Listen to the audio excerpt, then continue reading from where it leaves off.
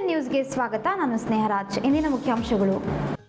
ಬೀದರ್ನಲ್ಲಿ ಶಿವರಾತ್ರಿ ಸಡಗರ, ದೇಗುಲದತ್ತ ಹರಿದು ಬರುತ್ತಿರುವ ಭಕ್ತರು. ಬೀದರ್ ಗಾಂಧಿಗಂಜ್ ಮಾರುಕಟ್ಟೆಯ ಮಂತ್ರಿ ಟ್ರೇಡರ್ಸ್ನ ಶಾಪ್ ಎದುರು ವ್ಯಕ್ತಿ ಸಾವು. ಜಿಲ್ಲೆಯಾದ್ಯಂತ ಇಂದು ಮಹಾಶಿವರಾತ್ರಿ ಹಬ್ಬದ ಸಂಭ್ರಮ ಸಡಗರ ಮನೆ ಮಾಡಿದ್ದು, ನಸುಕಿನ ಜಾವದಿಂದಲೇ ಶಿವನ ದೇವಾಲಯಗಳಲ್ಲಿ ರುದ್ರಾಭಿಷೇಕ, ಶಿವನಿಗೆ ವಿಶೇಷ ಗಂಗಾ ಜಲಾಭಿಷೇಕ ಆರಂಭವಾಗಿದೆ. ಬೀದರ್ ಜಿಲ್ಲೆಯ ಪುರಾತನ ನಾರಾಯಣಪುರ ಶಿವ ದೇಗುಲ ಹಾಗೂ ಬೀದರ್ ನಗರದ ಪಾಪನಾಶ ದೇವಸ್ಥಾನದಲ್ಲಿ ಹಬ್ಬದ ಆಚರಣೆ ಸಂಭ್ರಮ ಜೋರಾಗಿದೆ. ಸಾವಿರಾರು ಸಂಖ್ಯೆಯಲ್ಲಿ ಭಕ್ತರು ಆಗಮಿಸಿ ಶಿವನಿಗೆ ವಿಶೇಷ ಪೂಜೆ, ಪ್ರಾರ್ಥನೆ, ನೈವೇದ್ಯ, ಅಭಿಷೇಕ ಮಾಡಿಸುತ್ತಿದ್ದಾರೆ. ನಸುಕಿನ ಜಾವ 3 ಗಂಟೆಯಿಂದಲೇ ದೇವಾಲಯಗಳಲ್ಲಿ ಧಾರ್ಮಿಕ ಪೂಜಾ ಕಾರ್ಯಗಳು ಆರಂಭವಾಗಿದ್ದು, ಗಂಗಾ ಜಲಾಭಿಷೇಕ, ಫಲಪಂಚಾಮೃತ ಅಭಿಷೇಕ ನೆರವೇರಿಸಿ ನಂತರ ದೇವರ ದರ್ಶನಕ್ಕೆ ಅನುವು ಮಾಡಿಕೊಡಲಾಗಿದೆ. ಇಂದು ದಿನವಿಡೀ ಶಿವನಿಗೆ ಜಲಾಭಿಷೇಕ, ರುದ್ರ ಪಾರಾಯಣ ನೆರವೇರಲಿದೆ. ದೇವಾಲಯದಲ್ಲಿ ವಿಶೇಷ ಅಲಂಕಾರವನ್ನು ಮಾಡಲಾಗಿದೆ. ಮಹಾಶಿವರಾತ್ರಿ ಹಬ್ಬದ ಪ್ರಯುಕ್ತ ಜಿಲ್ಲೆಯ ವಿವಿಧ ಭಾಗಗಳಿಂದ ಭಕ್ತರು ಆಗಮಿಸಿ ದೇಗುಲದಲ್ಲಿ ವಿಶೇಷ ಪೂಜೆ, ಅಭಿಷೇಕ, ಅರ್ಚನೆಗಳು ಮಾಡಿಸಿ ಶಿವಲಿಂಗದ ದರ್ಶನ ಪಡೆಯುತ್ತಿದ್ದಾರೆ. ಬೆಳಗ್ಗೆ ಶಿವಲಿಂಗಕ್ಕೆ ಹಾಲು ಮತ್ತು ಬಿಲ್ವಪತ್ರೆಯಿಂದ ವಿಶೇಷವಾದ ಅಭಿಷೇಕ ಮತ್ತು ಅರ್ಚನಾ ನೆರವೇರಿಸಲಾಗಿದೆ.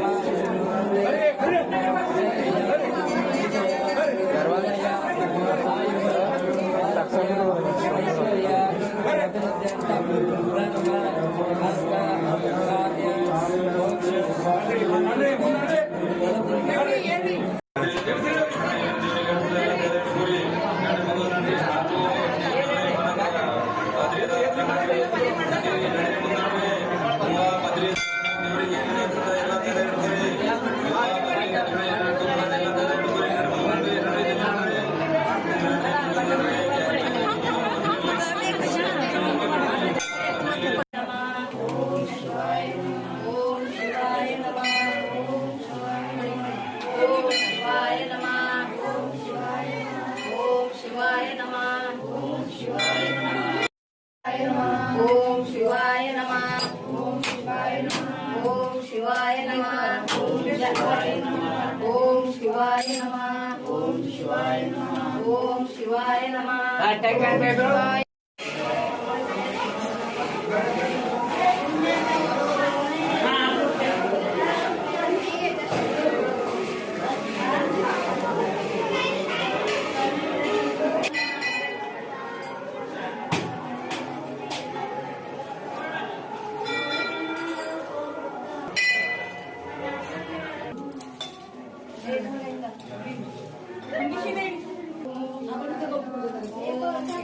ನಮಃ. ಓಂ ಶಿವಾಯ ನಮಃ. ಓಂ ಶಿವಾಯ ನಮಃ. ಓಂ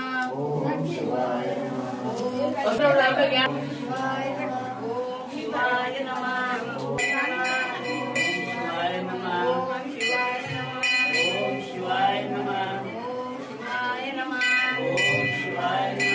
ಶಿವಾಯ ನಮಃ. ಓಂ ಶಿವಾಯ ನಮಃ. ಓಂ ಶಿವಾಯ ನಮಃ. ಓಂ ಶಿವಾಯ ನಮಃ. ಓಂ ಶಿವಾಯ ನಮಃ. ಓಂ ಶಿವಾಯ ನಮಃ. ಓಂ ಶಿವಾಯ ನಮಃ. ಓಂ ಶಿವಾಯ ನಮಃ. ಓಂ ಶಿವಾಯ ನಮಃ. ಓಂ ಶಿವಾಯ ನಮಃ. ಓಂ ಶಿವಾಯ ನಮಃ. ಓಂ ಶಿವಾಯ ನಮಃ. ಓಂ ಶಿವಾಯ ನಮಃ. ಅನುಮಾನಾಸ್ಪದ ರೀತಿಯಲ್ಲಿ ವ್ಯಕ್ತಿ ಸಾವು, ಅಂಗಡಿ ಮಾಲೀಕರ ವಿರುದ್ಧ ಕುಟುಂಬಸ್ಥರ ಆಕ್ರೋಶ.